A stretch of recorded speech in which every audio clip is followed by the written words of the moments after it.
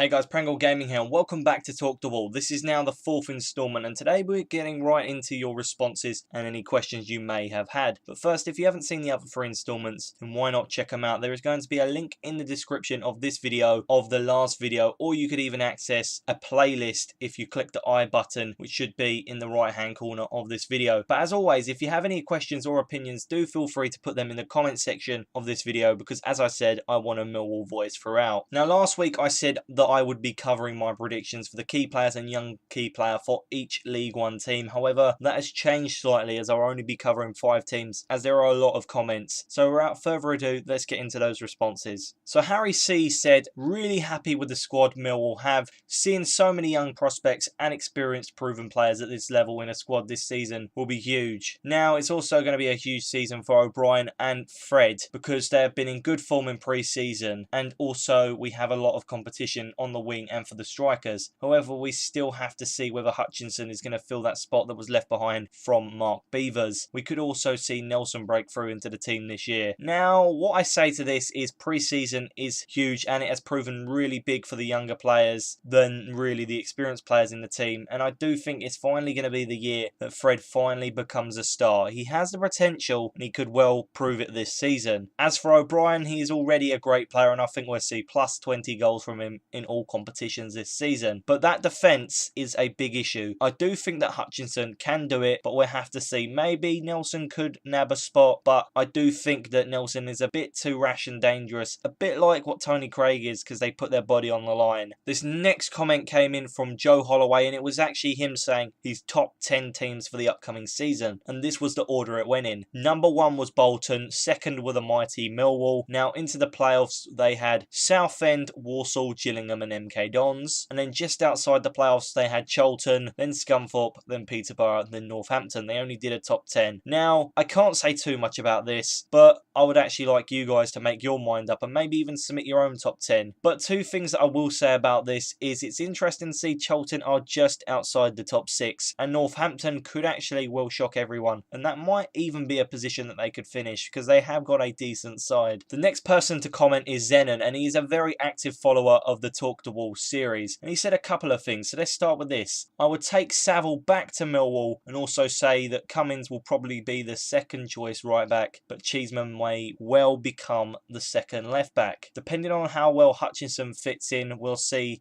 with Sid Nelson. And Brown is a bit of a dark horse in terms of breaking into the team, because he looks pretty good so far in pre-season. However, in the pre-seasons that he has played, they've only really been against Dartford and Bromley. Fred needs to be able to play wide and centrally, and I don't want to see Harry Smith, as he abused Millwall fans on Twitter before. Also, maybe keep Fordy and Abdu so they can be coaches. Keep Morrison, as he would be good for the youngsters, as I don't think he'd be staying in football. And he also wanted us to get rid of Tony Craig. Now, there is a fair amount of information to digest there, so let's start with the part about Saville. Do you guys really want Saville to come back to Millwall? Personally, I don't really like players coming back to a club that they've been to, and I am truly surprised that the Morrison deal actually has worked in our favour, because he's been with us 3 times now, if you actually count that loan spell. After that, I'd probably say I completely agree with him saying that Cummins would be the second choice right back. I think that this season is going to be so important for Marlon Romeo, and it definitely will be a battle between those two. I think it'll be quite interesting to see who comes out on top. Now, with Cheeseman, he definitely will be the second choice left back, because we don't have anyone else. And I didn't know that about Harry Smith, that he had actually abused the Millwall fans. So if he has, then I don't really want him at the club, to be honest, because that's a stupid thing to do. Now, in terms of getting rid of Tony Craig, that is definitely something that I cannot agree on, because he's the captain and he is valuable for the future of the club, as is Ford and also Abdu. So what do you guys think about that? The next thing that he said was, looks like Fred's going to get a chance up front, and I think Harry Smith's on trial this week.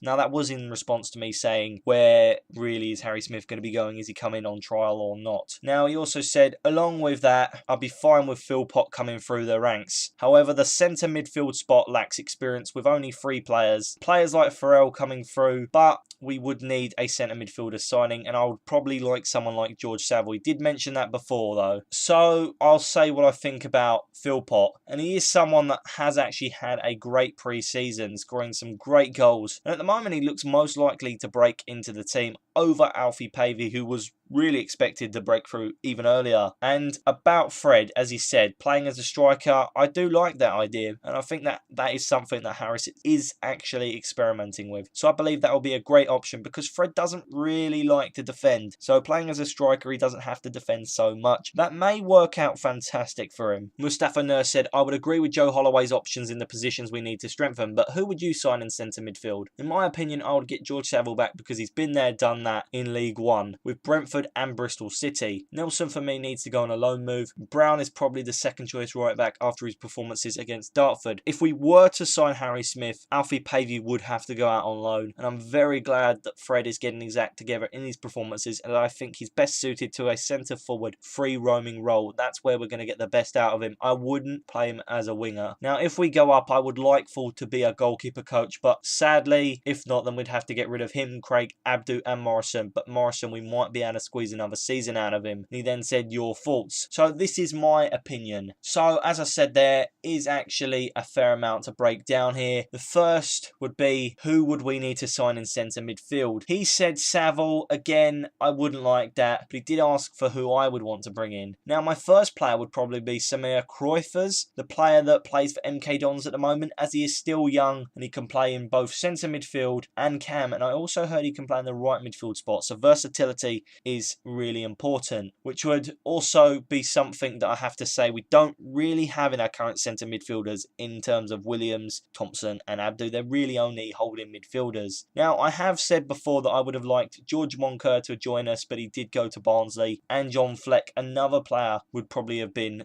who I would have liked to have seen in a Millwall shirt, but I think he joined someone on a free transfer in League One. I was very devastated to see that deal go through. Now the final player I'd say, and it's probably not as likely as anyone that we could get to be honest, but it would be David Davis, the player who plays for Birmingham City at the moment, as he is really strong and he could put a great shift in that midfield area, but he is really pricey, and as I said, I don't really think it'd be a transfer that we could make. Now in terms of loaning Nelson out, I would more than likely wouldn't do that because he is cover and still useful to have around. Now I also think that Pavey should be given the chance to perform, but if he doesn't, then maybe go out on loan. Now to do with Fred, I couldn't agree more. I did complain last season that he just didn't defend at all, and maybe, as I said, a centre forward role would be more important, and I completely agree there. Now I would also give the experienced players another season or until we get promoted, because I think they're just invaluable to have in that team at the moment. Finally, Will Miller said, I don't think we need to sign another striker, as Harris has said that he's playing Fred more centrally this season. So I have just covered basically what he said there, and I've covered this in other Talk the Walls as well about that, so I don't really need to go into any detail about that. So before we get into key players and younger key players for any club, I have to talk about a few friendlies. Obviously these friendlies would be Dartford, Crawley and then finally Dover. So when we played Dartford, the score ended 3-0. I actually went to that game. It was quite interesting to watch how the youngsters went. I mean, it wasn't an interesting game whatsoever to watch. It was very, very boring, but the youngsters did impress me, and a few of those like Twaddock could be quite good to see in a Millwall shirt next season. Now the first goal came from Fred as he picked the ball up and finished a fine solo run, and that was really, really nice goal by Fred, and he really does look like he could be a centre forward. The second came from O'Brien as Fred won the ball back in the centre of the pitch and passed it to him, and O'Brien just slotted it into the bottom corner. And the final goal came from Jamie Philpott as he slotted the ball in from close range after Chris Twaddock crossed it in. The second game was against Crawley, and it is quite alarming to have conceded 2 goals as we did win the game 3-2. Now the first goal came from Lee Gregory, but then we did go on and concede 2 goals, so it was 2-1 at the time to Crawley. We did need a spark, and that player was Ferguson as he crossed the ball in from his free kick, and it was met by the header of Sean Williams. Then after that, Ferguson crossed another ball into the box and Morrison headed it into the back of the net to make us win that game. So Ferguson was a player that we was missing in that team. Now Millwall's final pre-season game of the week was against Dover. It was on Tuesday night. We lost 2-0, so obviously no Wall players scored a goal in that one, and I don't really want to dwell on it really,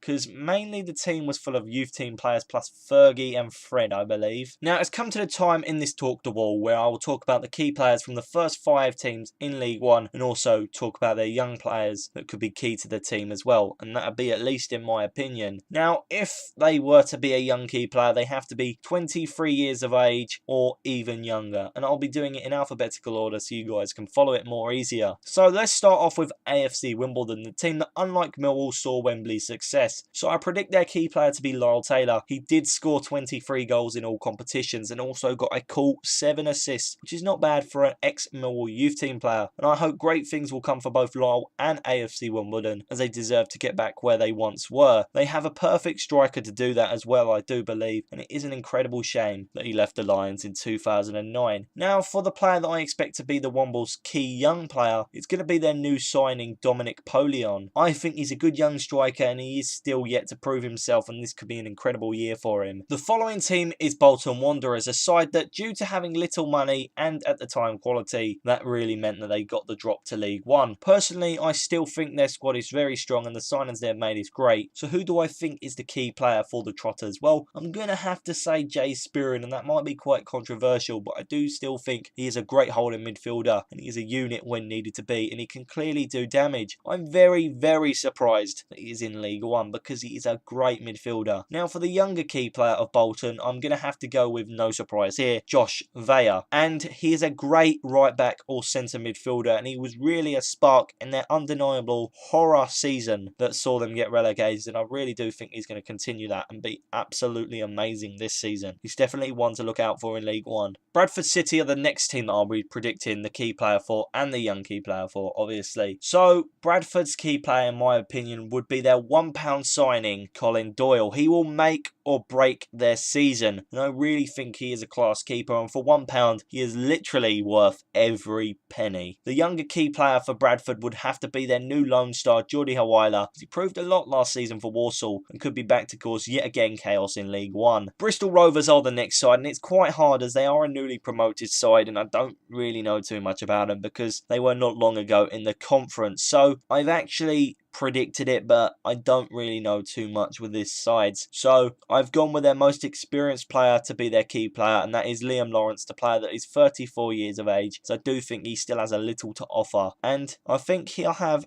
a decent season as they do need a controlling midfielder, and I think he's got that. Now, their young key player would be Tyler Lytle. I think he'll be amazing and it could be a great season for him. We haven't seen too much from him, but he could battle for a starting right back spot. And the final team is going to be Bury, that I'm going to be covering in at least this Talk the Wall episode. Their key player, without a shadow of a doubt, will be the ex-Premier League goalkeeper Chris Kirkland. All his Premier League experience will be what Bury need, and it could be an absolutely amazing season if Kirkland still has it. Now, for their young key player, he would personally be a favourite of mine, as this guy has talent, and at the age of 22 he still has a lot to offer, and that player is the ex-Wolverhampton Wanderers player Zili Ismail. I think that he adds so much to this Bury side, and they've made some amazing signings. I'm very surprised by what they've done so far in this window. So that is all we've got time for today at least. Do feel free to put questions and opinions in the comments section of this Talk the Wall. Obviously, I'll cover them in the next one. Now, next week I'll be also covering the key players and young key players that are remaining, well, as many as I can. However, that does depend on the amount of questions and responses that you put on this one. So like, comment, subscribe, and I'll see you guys next week for the next Talk the Wall. And before I go, I might have someone else on there with me, but we've got to figure that out, so it may not happen. Goodbye.